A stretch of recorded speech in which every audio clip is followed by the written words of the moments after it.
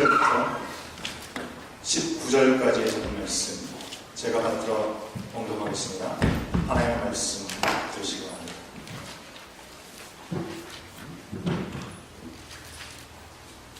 그러한즉 우리 하나님이여 지금 주의 종의 기도와 간구를 들으시고 주를 위하여 주의 얼굴빛을 주의 황폐한 성소에 비추시옵소서. 나의 하나님이여 귀를 기울여 들으시며 눈을 떠서 그의 황폐한 상황과 주의 이름으로 일컫는 성을 보옵소서. 우리가 주 앞에 간구하옵는 것은 우리의 공의를 의지하여 하는 것이 아니요 주의 큰 긍휼을 의지하여 함이니이다. 주여 들으소서. 주여 용서하소서.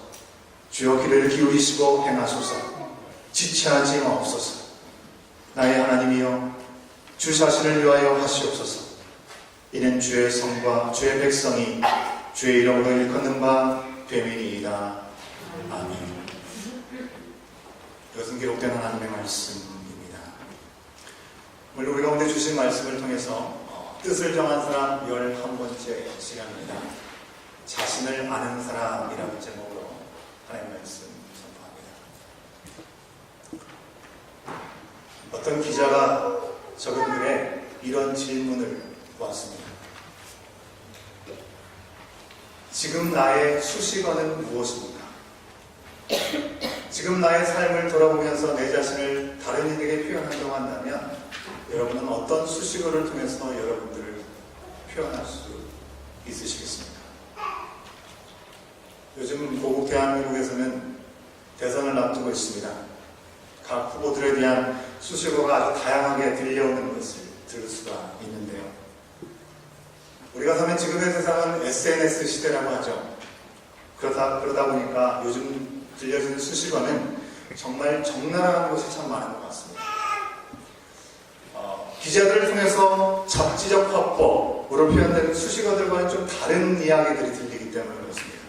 이 잡지적 화법이라는 것은요, 우리가 사회생활을 하면서 그저 우리가 생각나는 대로 필터링 없이 말하는 것이 아니라 좋은 점은 좀 부각시키고 그리고 좀 적당히 걸러서 표현하는 것을 일컬어서 잡지적 화법이라고 이야기를 합니다. 우리가 개인적으로 대화를 할 때도 이런 표현들을 자주 사용하는 것 같습니다. 예를 들면 이런 걸 할 수 있습니다. 여러분들도 쓰시고 또 들으셨을지도 모르겠는데요. 자유로운 영혼이다 라는 표현 가끔씩 쓰시지 않습니까? 자유로운 영혼이다. 여러분 이게 긍정적인 말입니까? 부정적인 말입니까?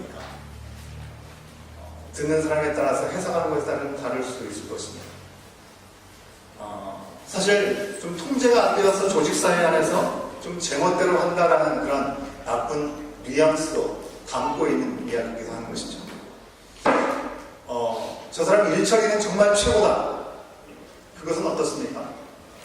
일을 하는 데 있어서는 정말 프로페셔널하게 너무나 잘하는데 그 사람의 인간미는 조금 아니올시다 라는 그런 의미들이 담겨 있을 수도 있는 것이죠. 또한 카리스마가 있다는 그런 표현들을 자주 듣기도 하고 표현하기도 합니다.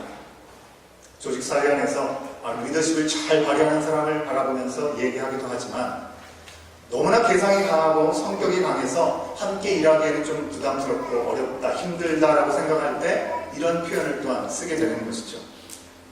이렇게 잡지적인 화법의 수식어 말고 요즘 시대처럼 그저 있는 그대로 수식어를 붙인다고 한다면 지금 나의 수식어는 무엇이겠습니까? 우리를 대속하시기 위해서 죄가 없으신 예수님께서 십자가에 달려 돌아가셨다가 부활하셨습니다. 지난주에 우리가 부활주의를 지냈죠. 이 예수님의 수식어는 그리스도라는 이름입니다. 헬라어로 그리스도라는 이름은 히브리어는 메시아라는 의미죠.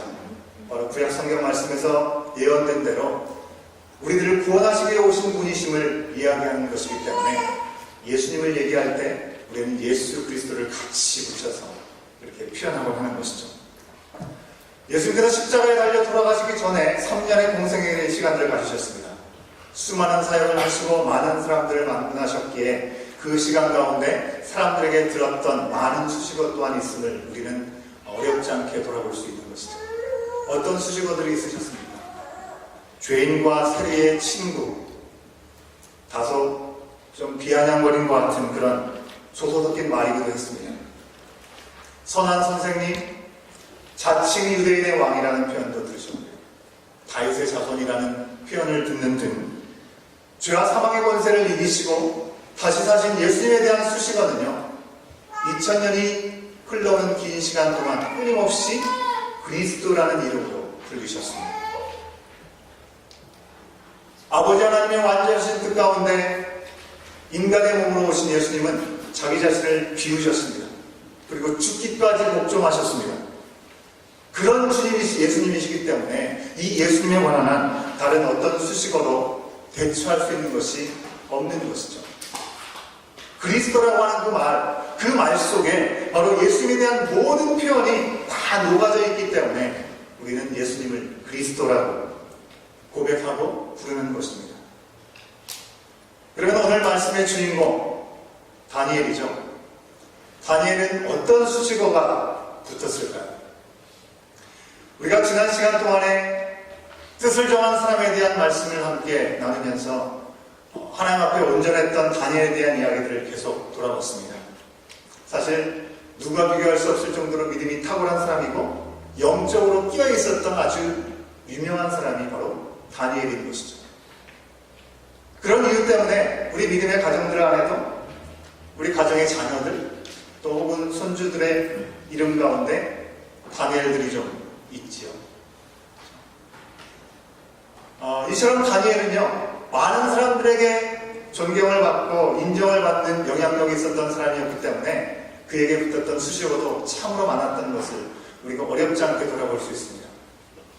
사자굴에 던져지는 위험이 있음에도 불구하고 그는 그것을 무릅쓰고 기도의 자리를 놓지 않았습니다. 기도의 사람이었습니다. 새 1일 동안 금식하며 기도하는 일들을 놓지 않았던 사람이었습니다. 또한 이방 나라에서 자신이 정한 그 뜻대로 자신을 더럽히지 아니하고 구별되어서 거룩한 사람으로 기억되는 사람입니다. 꿈의 내용을 듣지도 않았으면서 그 꿈의 내용을 해석했던 지혜의 사람이 바로 다니엘인 것이죠. 기도면 기도, 지혜면 지혜, 믿음이면 믿음 등 아주 다양한 수식어를 가지고 있는 다니엘의 모습을 우리는 지금까지 살펴봤습니다. 그런데 오늘 말씀을 보면요, 우리가 흔히 다니엘에 대해서 자주 언급하지 않는 또 다른 다니엘의 월등한 매력을 우리가 만나볼 수 있습니다. 오늘 말씀의 결론부터 말씀드리면 다니엘은요, 자신을 잘 아는 사람, 속된 말로 하면 주제 파악이 잘 되는 사람이었다는 것입니다. 겉으로 보이는 다니엘의 주제는 어땠습니까? 왕이 수차례 바뀌었죠. 나라의 정권도 바뀌었습니다. 그럼에도 불구하고 그의 지혜를 인정받아서 리더십을 지킬 수 있었던 사람이었습니다. 유대 출신의 포로민 출신이었지만 어느덧 바벨론의 제국은 망하고 그 뒤를 이어서 메대와 바사 제국이 일어나게 되었을지라도 그의 지혜는 여전히 인정을 받고 제대로 쓰임받았던 사람이었다고 하는 것입니다. 사실 인간적인 눈으로 보면 모든 상황이 불리하고 형편이 어려웠습니다. 핑계될 것이 너무나 많은 다니엘이었지만 모든 것을 뛰어넘는 그야말로 자수성가한 위인이라고 우리가 어렵지 않게 얘기할 수 있을 것입니다.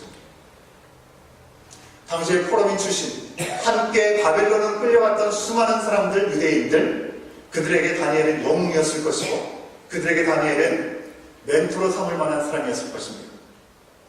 유일하신 하나님만을 섬기던 유대 민족에게 다니엘이 어떤 모습을 보였습니까?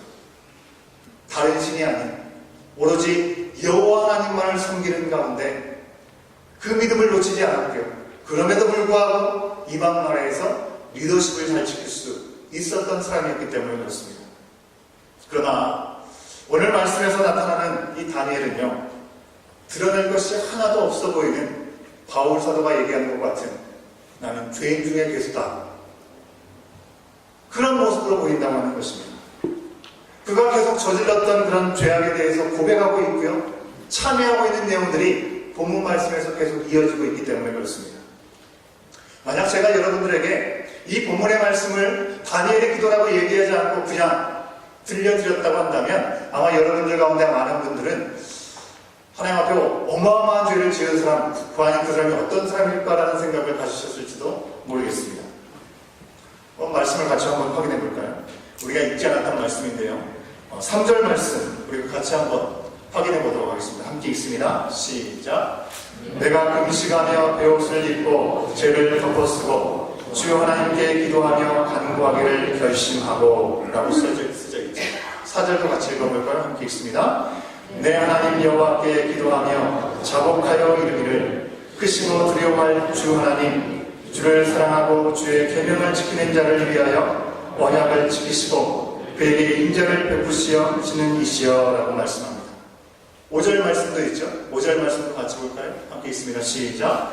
우리는 이미 범죄하여 해역하며 행악하며 반역하여 주의 법도와 규례를 떠났사오며 라고 그가 기도하고 있는 내용을 볼 수 있습니다. 3절과 4절과 5절에서 보여지는 다니엘의 기도는 어떻습니까?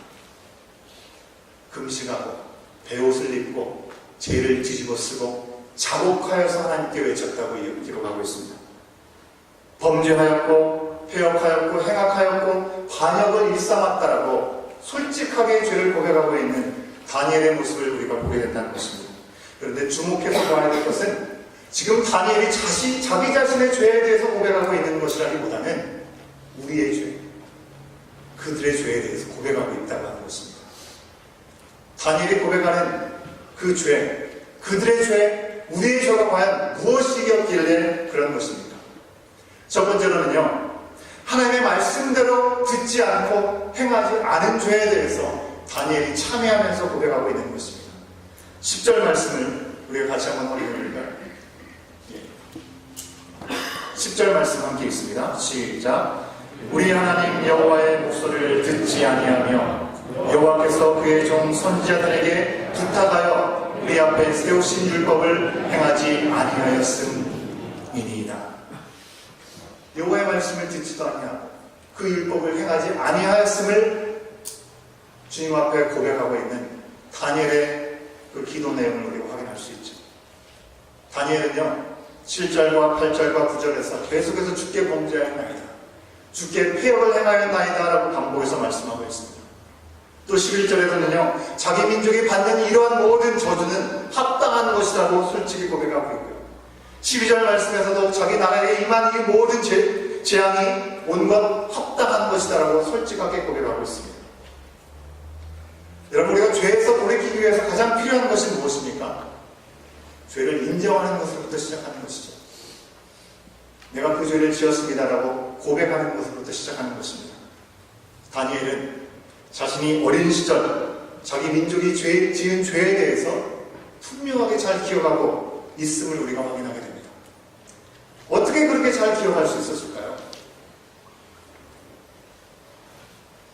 유다가 패망하고 바벨론으로 다 끌려가게 될 때 첫 번째 포로로 끌려간 사람이 바로 다니엘이 있습니다.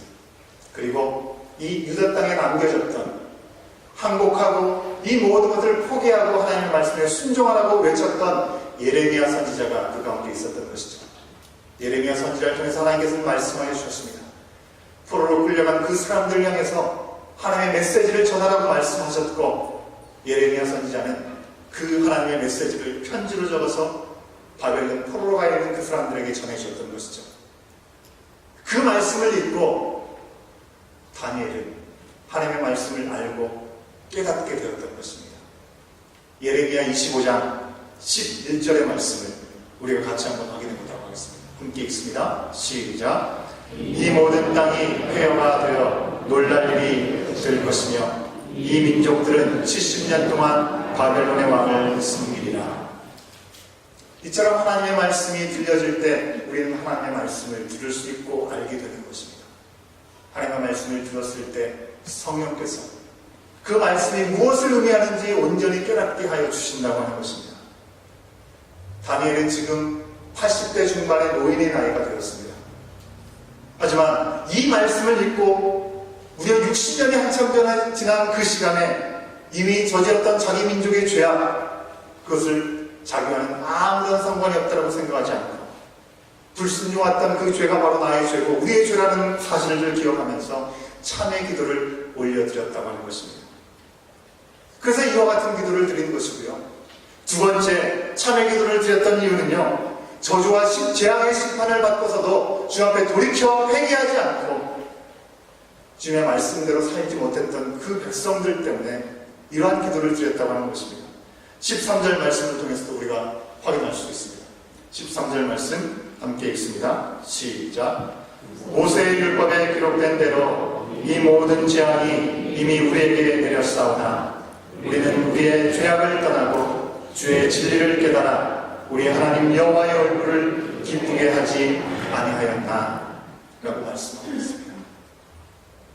다니엘이 무엇보다도 이 심판이 그저 자신이 생각할 때 과거의 한 흑역사였다라고 생각하고 그냥 내버려 둔 것이 아니었다고 하는 것입니다. 하나님께서 심판해 하신 이유가 무엇입니까? 하나님의 진심이 무엇인지 하나님은 예레미야 선지자를 통해서 분명하게 말씀하셨습니다. 너희를 향한 나의 생각은 내가 아나니 재앙이 아니고 평안이요 미래에 소망을 주는 것이라고 분명히 말씀하셨던 그 말씀을 다니엘은 분명히 기억하게 되었던 것이고요.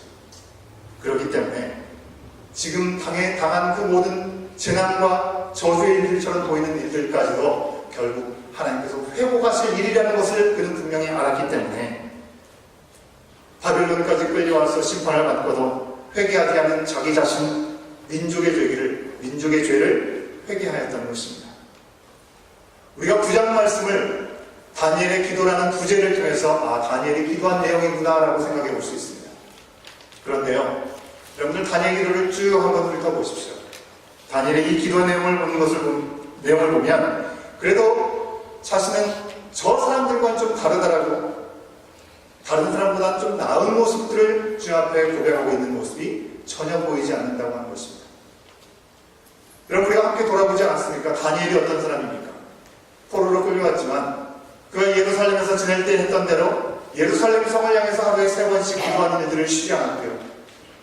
목숨의 위협이 다가오는 순간까지도 그것을 타협하지 않고 감당했던 사람입니다. 사자굴에 던져질지라도 하나님을 믿는 그 믿음을 놓치지 않았던 사람이 바로 우리가 알고 있는 다니엘이라고 하는 것입니다. 이런 다니엘을 생각하면 그가 인간적으로 자랑할 것이 얼마나 많이 있겠습니까? 이처럼 회개할 필요가 과연 있을 거라는 생각이 솔직하게 드는 것이 우리의 마음이라고 하는 것입니다. 그러나 그는 나만의 결백을 한순간도 내세우지 않았습니다. 혹은 지금까지 저기를 이방 땅으로 올 수밖에 없도록 만든 조상들의 모든 죄악에 대해서 탓하지도 않았다고 하는 것입니다. 오히려 이제 알게 되었으니 이제라도 지체하지 않고 죄악을 낱낱이 드러내서 진심을 가지고 온 유다 백성들이 회개하고 진심으로 참여하는 모습 가운데 나아가기를 바랐던 것이죠.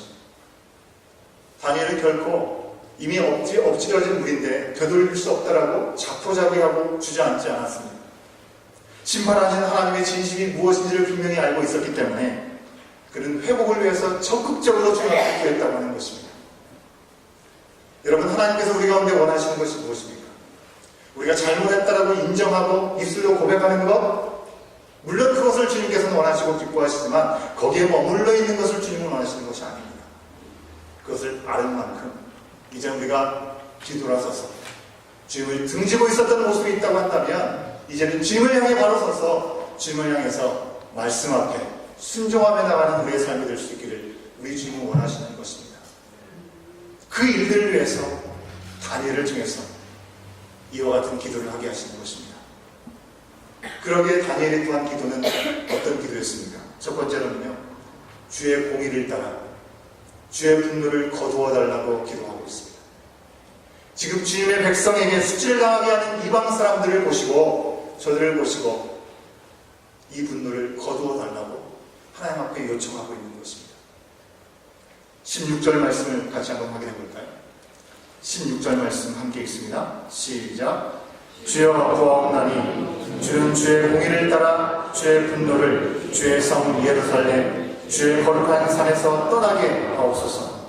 이는 우리의 죄와 우리 조상들의 죄악으로 말미암아 예루살렘과 주의 백성이 사면에 있는 자들에게 수치를 당한 일입니다.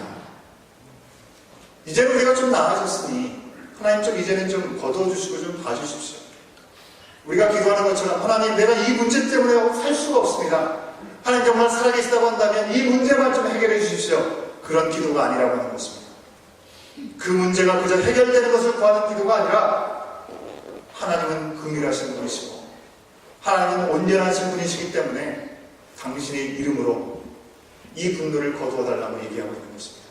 오직 주님의 공의를 따라 오직 주님의 공의만을 의지하고 있는 다니엘의 모습을 우리가 볼 수 있는 것입니다. 둘째는 어떻습니까?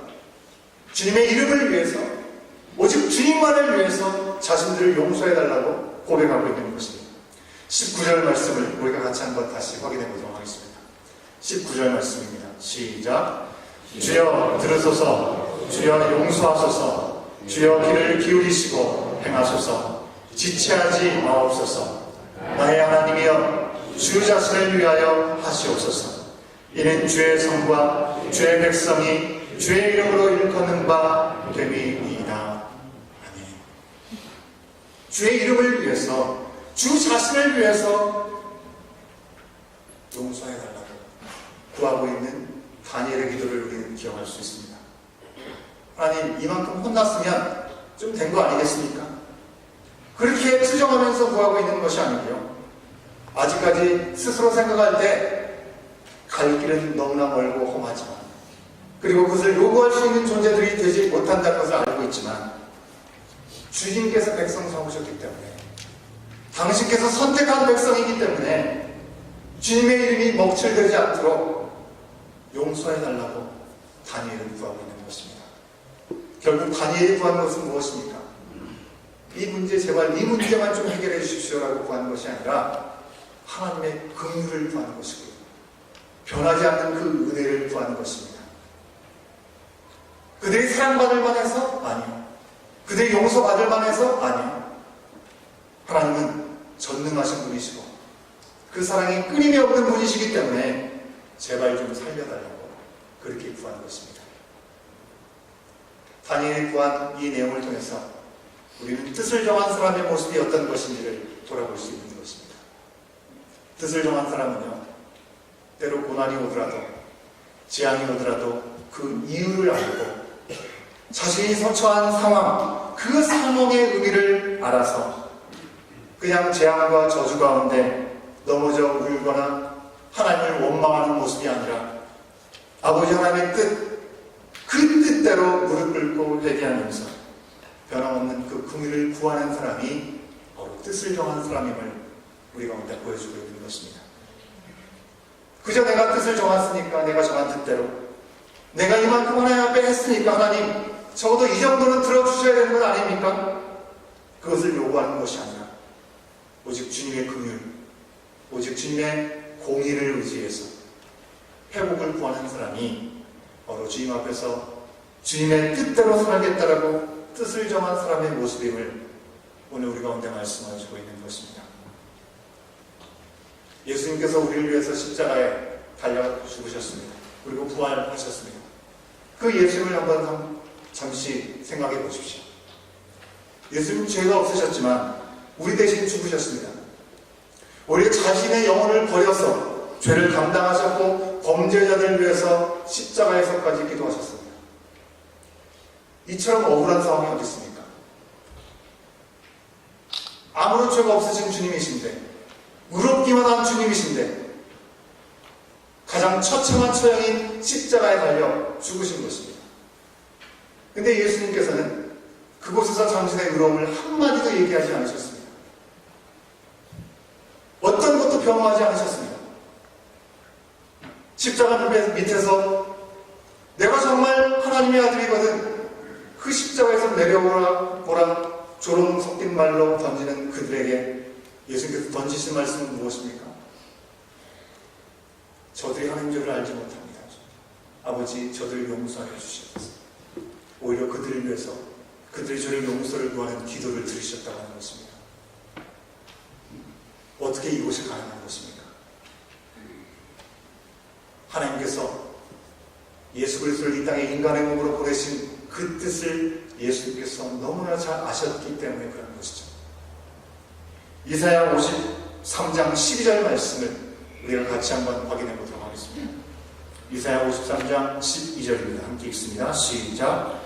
그러므로 내가 그에게 존귀한 자와 함께 몫을 받게 하며 강한 자와 함께 탈취한 것을 나누게 하리니 이는 그가 자기 영혼을 버려 사망에 이르게 하며 범죄자 중 하나로 헤아림을 받았음이니라. 그러나 그가 많은 사람의 죄를 담당하며 범죄자를 위하여 기도하였느니라. 아멘.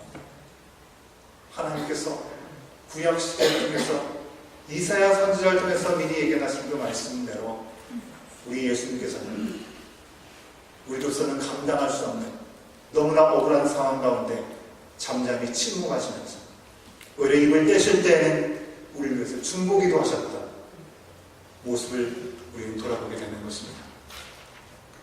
이 예수님을 통해서 우리는 또 무엇을 알 수 있습니까?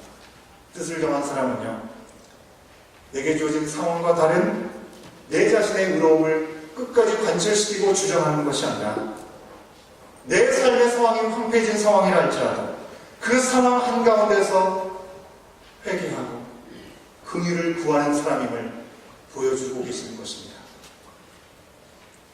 그토록 황폐하게 된 이유가 나와는 상관이 없다 하더라도 하나님께서 그 황폐한 상황 가운데 나를 두셨고 그것을 보게 하셨다고 한다면 나로 하여금 그 상황을 위해서 기도하게 하시고 원하시는 하나님의 뜻이 있음을 우리는 기억할 수 있어야 하는 것입니다. 하나님께서 우리 죄를 대속하고 중보하신 예수를 통해서 우리 죄를 사하시고 예수님께서 살아나심으로 어떻게 하셨습니까? 빌립보서 2장 9절에서 말씀하고 있는 것처럼 예수님의 이름을 지극히 높여서 모든 이름 위에 뛰어나게 하셨음을 우리는 기억할 수 있는 것이죠. 가장 낮고 낮은 자리까지 내려가신 예수님을 가장 높이 올려주신 분이 바로 하나님이신 것입니다. 뜻을 정한 사람은요, 내 스스로가 무죄하다 끝까지 주장하거나 내 의로움을 주장하고 내 스스로를 높이려고 하는 사람이 아니라 나 또한 아무리 내 스스로도 사람들 앞에 보기에도 조금의 티도 흠도 없는 것처럼 보인다 할지라도 주님의 긍휼이 없이는 내가 죄일 뿐임을 분명히 알고 겸손하게 회개하는 그 중보기도를 통해서 주님께서 높여주시는 사람이 뜻을 정한 사람임을 기억하시기 바랍니다. 하나님은 언약을 통해서 선택하신 이스라엘 백성들, 그 백성이 회복이 불가능한 그런 판정을 받고서 시한부 인생을 살아가고 있는 그 순간에 당신의 공의로 그들을 심판하셨습니다. 그리고 긍휼의 손길을 거두지 아니하시고 그들을 다시금 온전히 회복시켜 주셨습니다. 그리고 그들과 마찬가지로 지옥행 급행 열차를 타고 달려가는 우리 온 인류를 위해서 우리를 구하기 위해서 아들 예수 그리스도를 이 땅에 보내주시고 멈출 수 없었던 그 누구도 멈추게 할 수 없었던 그 열차를 신이 멈추게 하여 주신 것입니다. 이런 과정 가운데 우리는 다니엘과 같은 사람이 무슨 일을 했는지 오늘 말씀을 통해서 보게 되는 것입니다. 다니엘과 같이 자기 민족의 죄의 심각성을 바라보게 되고 그것을 아는 자가 회개하고 중보기도가 있었다는 것을 우리는 분명히 기억할 수 있어야 되겠고요. 또 예수님처럼 당신이 직접 희생이 되지 않고서는 어떤 것으로도 해결되고 해답이 없었다는 것을 아셨기에 우리를 위해서 대속의 기도를 해주신 그 기도가 있었음을 우리는 이 시간 하나님께 예배드리는 이 자리에 앉아있는 우리들은 분명히 기억할 수 있어야 되는 것입니다. 우리가 사는 지금 여러분 어떻습니까? 요즘 어디 가도 정말 탄식 소리가 끊이지 않고요. 안타까움이 멈추지 않습니다. 어쩌다가 우리가 사는 이 세상이 이렇게 된 것입니까? 어쩌다가 우리 대한민국이 이처럼 안타까운 상황에 놓이게 된 것입니까? 우리가 그저 탄식하고 비난의 목소리만 낼 것이 아니라 내 자신으로부터 깊은 곳으로부터 다니엘이 외쳤던 것처럼 탄식의 회개를 시작할 수 있어야 될 줄 믿습니다.